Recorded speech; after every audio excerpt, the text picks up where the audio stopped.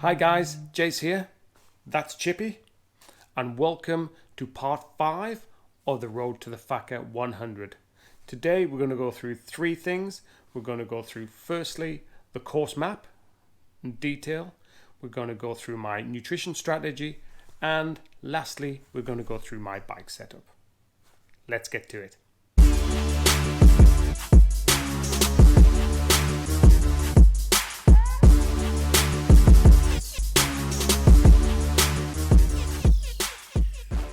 Let's get into it then. First of all, let's talk about the distance. Now it's reported to be 103 kilometers, but I downloaded the GPX onto Komoot, and as you can see here, the distance it comes out with is 89.4 kilometers and around 2,100 meters of climbing. I've also got a second source here on Strava with one of the bike shop part owners. He did a recce of it and he came up with 91.3 kilometers in total with 2,663 meters of elevation. Now, as you can see, he started his Garmin about a kilometer from the start, so you can add another kilometer if you like, but also he did a few wrong turns in that time, so he probably cancelled that out. Now, this is not to say that the distances recorded by the organisers of the Whaka100 is incorrect, because I know they used a spoke meter. I also had about the same distance on my Wahoo when I went back and stitched it all together. It came out at about 90 kilometers and 2,500 meters of climbing. Now, this is not to say that the organizers of the Whaka100 were incorrect, because as they mentioned, they recorded it on Garmin and with a spoke measurer meter. Now, this can make GPS slightly inaccurate by about 10%. The organizers of the Whaka100 measured it with a Garmin and also with a spoke meter. And if you do some research, GPS measurements tend to be up to 10% lower. Now, that's mainly when you are undercover in dense areas with tree overhead. So, it could be the fact that it is 100 kilometers and the Garmin and the Wahoo and the GPS and Komoot are incorrect. But for me, because I know my Wahoo is going to measure around that 91 kilometer mark, I'm going to take my measurements off the Wahoo because it should say around 91 kilometers when I'm finished. So depending on what GPS you've got, you may want to do that, or you may want to take the organizer's measurements. I will still be looking at the 25, 50, 75 and 100 kilometer mark anyway. Okay, now let's look at the organizer's map and we'll go through a blow-by-blow route of the course. I will be putting chapters on here, so if you want to skip this, you can do if you know it quite well. I will be highlighting a few points though. So as you can see, it says it's 103 kilometers with 3,003 meters of elevation with 86.37% of single track. Now let's go into it. Let's start off obviously at the start, and we'll start off in the Wiper car park, and you've probably got a couple of 100 meters to a very tight left turn to start off with, over the bridge and left turn again. You'll go into Trig Road, and then after about 700 kilometers here, you'll get into the new trail, which is the Forest Loop. It's about 2 bikes wide and goes for about a kilometer to Radio Hut Road. As you can see, just follow the asterisks here. And there's the start of Radio Hut Road, and then it goes to Arepa Loop. That should take around about 10 minutes or so, depending on how quick you are. I'll be estimating about 10 minutes anyway. Reaper Loop's a quick single track. There are a few small places to pass, but I think you'll be in a bit of a conga line, and it's going to be pretty tight along there. You're still going to be packed with 100 and so riders next to you. It's 2.1 kilometers and take about 8 minutes or so. And then we're off down the fast flowy challenge roadside. About 600 meters or so. And then into Dipper. Now Dipper is normally a family trail or family orientated. It's 2.3 kilometers long and pretty quick.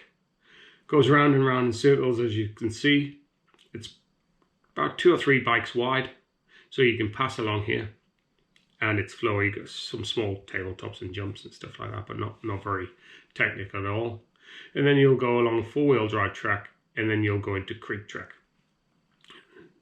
Now this goes round and round again. It's mainly single track, pretty hard to pass in this area here.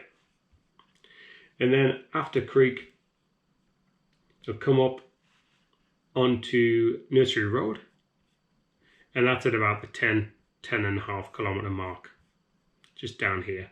And then we've got Piglet Track. Piglet Track is, you can pass all the way along here and down here, and it does get steep up towards the end. There's a little pinch up here, and then it hits the road. Yeah, I think it's Katori Road, yeah. And then next is Turkish Delight. It's a little pinch up here to Turkish Delight, and then it's nice and fast and flowy to here, and then it starts climbing up in a so-called, and then onto Takarangi Road here. And then once you're here, you used to be quite rough and ready up along here, but now with that forest loop, you get onto that forest loop again. Same as the start, it's a couple of bikes wide. It's a nice gradient of about 4 or 5%.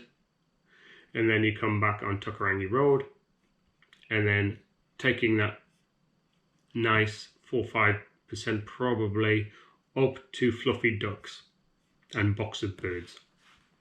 Now it's about the 14 or 15 kilometer mark. You can go down, it's nice, fast and flowy here. You may have the option of going down Box of Birds here or Fluffy Ducks. Obviously you can see here Box of Birds is quicker, so if technically you're pretty good, you can go down there. This goes all the way down to the bottom to Tarawih Road, and then back up as you do. As you do is about a 10-minute climb for me. Quicker if you obviously are better at climbing. There are a few shortcuts with steep pinches, but I don't think it's worth burning the matches to do them, and you'll regret it perhaps a little bit later down the line. Well, there's a few hundred meters here of 4-wheel drive to Gunagota. And it climbs for a few hundred meters, and then you have the classic Paddy's Run and Tickler, which is around 2.5 kilometers of XC. So Gunagota all the way down, you're going to go to Paddy's Run or A Trail, and then it goes to Tickler, and then you get to the first real checkpoint, which is the 25 kilometer mark. And as you can see there, you've got the water stations 1 and 2, which you can stop off and fill up your water bottles if you like. There is a tap there as well. So heading down Pipeline Road. It's kind of down for a little while, but it does climb. And then it comes down into Linmore Link, and you've got a little steep kind of pitch up to Linmore Link. It's not too dramatic though. Now we follow the single track, which is pretty much an easy grade 2 trail all the way along Tarawih Road. Trail that I can't pronounce, but that's a grade kind of 2 as well. And then it goes down, meanders down here, and then up to here we get to Direct Road. So with Direct Road, you only climb about kilometers or so, and then you got head down the fast flowy Tukanoi, as you can see there. Hopefully I pronounced it right. And then this leads on to Apu Moana, and that is a a climb about 2 kilometers and at 4 to 5%, and it leads on to hot cross buns. So this is the climb here. And then leads on to hot cross buns, the classic hot cross buns, grade 4, and it obviously can catch you out, or if it's muddy it'll be slightly harder, but it's pretty doable, and most of you no doubt would have done this before. All the way down hot cross buns. This goes down to straight down to Be Rude Not To, which is fast and flowy, and back up the 4-wheel drive kind of road here. Once you get up here, you do a loop of Dragon's Tail, TR Puna, Duck Pond Road, and then back up Princess Anne Road, which is not too bad of an incline. And then you got Sweet and Sour, and that makes it to the 50k point. So you can give yourself a pat on the back, pick up your drop bag if you've got one, or fill up with your water, revive yourself nice and quickly, and then you can move on. Now once you're fully loaded with water, with those extra 2-3 kilograms and food, straight up direct road and up front lobotomy, and then to the start of Billy T. So that's about 4 kilometers at about 8%. Straight down the classic Billy T. We've probably all done that. No doubt they will have sealed off the drop, so you'll have to go around it. And then up Morangi Road. It's about 1.5 kilometers. It's 7 to 8%. You get up there, take a left, and then that's the start of Kung Fu Walrus, which is a grade 4. And it's got right at the top, it can catch you out here. So be careful of that. And there are a few places where it can catch you out. And the few places where it can catch you out, but you'll go all the way down and then hit the road again. So that's Tiki Tapu Road, and then you go on to Green Lake Road here, crossing the main road, 8 Mile Road, and then we take a right up the climb to No Brains. And this is gradual climb all the way up to the top to No Brains. This is about 3 kilometer climb and up to about 8%. And then you've got a grade 4 section here. It's not too bad. And then you go back over the road along Tara, which is more cross country, parallel to the road all the way along. And then you do a bit of a U-turn along Yellow Brick Road. Now you get to the crux. This is getting towards the end now, and if you've got anything left, you'll be able to tell on this next climb. It's the King of the Mountains climb, and it's up Sandy Spit Road to start off with, Pondy's Elevator, Morangi Road, up to Time Warp, right to the top, getting ready for split ends. Now it's 4.3 kilometers. It is around about 8% average gradient, but it goes up to about 20-25% plus in some parts, and that is around here. So this area here, Pondy's Elevator, is the tough section. Once you get over here, Morangi Road is pretty good. It's 4% all the way up. Now you get to the top of Split Ends. You can start thinking about the beer at the end. You'll have about, I don't know, about an hour 10 to go, depending on how quick you're riding. You've got this fast flowy section to recover. You probably won't feel its recovery when you're going down there, and you'll probably want to put your backside on the seat.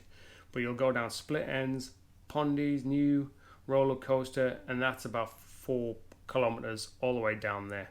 You'll take a hard left and then onto Old Chevy. Now this is a windy trail. It goes up and down. It can sap your energy, and it will take you about 15 minutes. You pop out onto where you got into Yellow Brick Road. Nice fast section of ball and chain. Up the road here, back down, Mad As You Do, onto Porenga.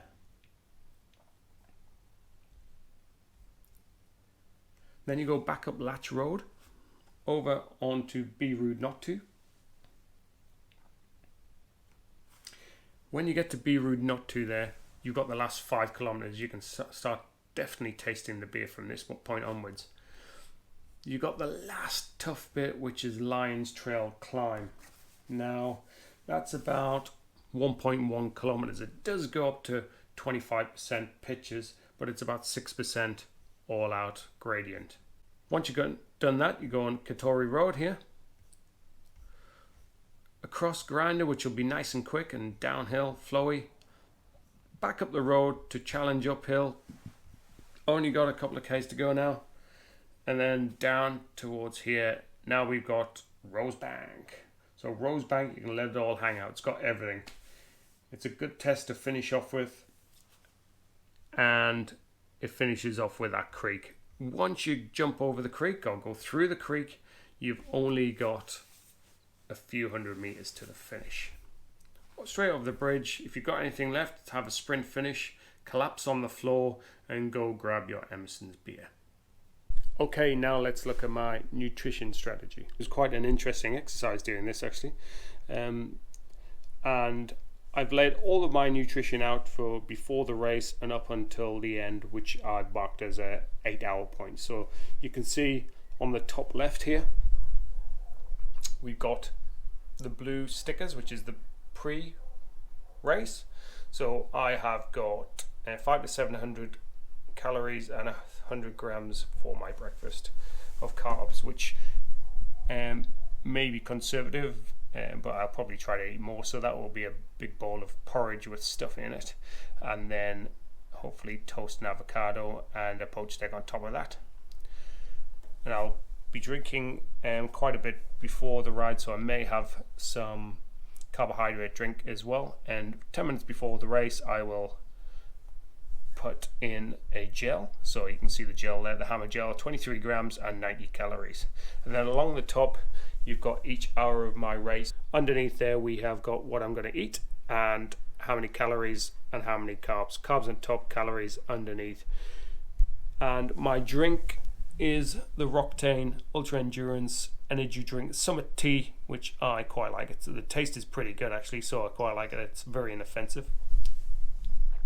So the first hour, I'm mixing it up. I've got a power cookie, which is 52 grams of carbs there, 330 calories, and then my drink is 60 grams in kind of a bottle. I have got a 2-litre pack, so it's going to be quite hard to measure that out, but I'll see how I go. And then at the bottom you'll see the total. And my drink is the Roctane Ultra Endurance Energy Drink Summit Tea. The first hour, I'm mixing it up. I've got a power cookie, which is 52 grams of carbs there, 330 calories, and then my drink is 60 grams in kind of a bottle. I have got a 2-litre pack, so it's going to be quite hard to measure that out, but I'll see how I go. And then at the bottom you'll see the total. So 112 grams of carbohydrates, 563 calories. Now I'm aiming at doing around about the 90 calories of carbs plus up to 100, even more if I can, 350 calories of nutrition. So 90 grams of carbs, 350 grams of nutrition. And then we can see hour 2, pretty much similar. I'm doing Block Energy Chews for the next one just to mix it up with my drink. Hour 3 again. Hour 4, I've got another power cookie, which is pretty nutritional dense. You can see it's 52 grams of carbs and 313 calories, which is great. And then I'm not quite sure if I'm going to be running out of my drink or not. So I've got a 2-litre hydration pack, my Usui, and then I'll have an empty water bottle on my bike, and then I will fill it up if I need to, if I'm going to run out of water, or it'll only take me 20 seconds or so to fill that up, which I will do it around about the 27k point, I think it is, when the water stop is. So after the 4-hour mark, you can see there I'm going to eat at the aid station. So I've got another, hopefully I can get 100 grams of carbs and 200 of calories into that. And now the second half of the race there, 5 to 8 hours, I've got my Hammer Nutrition Gel in a quick release little bottle there, which is a lot easier to take in, I find. And the Hammer Gel is cinnamon apple, which is okay, it's not a bad flavour. And then I've got my drink mix again, so I'm just going to change my bladder for another 2-litre bladder. And then I've got my goo chews and I've got my blocks. So it's a mix of blocks and chews. I find them pretty easy to digest. Gels I'm not quite so good with, but the Hammer Nutrition Gel, are 5 gels in there, so that will be spread out over the last 4 hours. And then I will have, let me see, 4 of the blocks and chews. The goo chews have got more sodium in them and the blocks have got more caffeine in them. And then that basically mounts up to this figure here. So throughout the race, 8 hours, I'm going to be ingesting 927 grams, hopefully, of carbohydrates, 3,346 calories in total. So that will hopefully get me through the race and stop me bunking and keep me going. So of course the second half of the stuff will be in my little drop bag, and the rest of them I'll be able to carry. So it'll only be half of that amount. So that's not too bad. I wonder what you guys are having as nutrition. Now let's have a look at my bike setup. Okay, here's the trusty steed then. Bike setup, I have got Racing Ralph on the rear, Racing Ray on the front, 2.35. PSI will probably be about 21 rear, 20 front. Got the SID shock on the front. It's got 2 tokens in it, 76 PSI. And the Deluxe Select shock on the back, it's 165 PSI. I am about 75-76 kilograms. You can see I'm carrying what I need, which is my inner tube. I've got a gas canister and I've got a couple of levers there, and that's pretty much it. I will take the bell off. I was just doing some intervals up in Mount Eden yesterday, so I'll take that off. I have got a quick link just here, hidden away in case my chain breaks.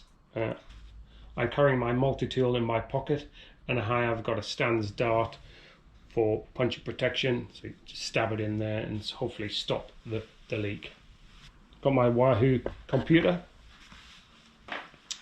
and that is about it.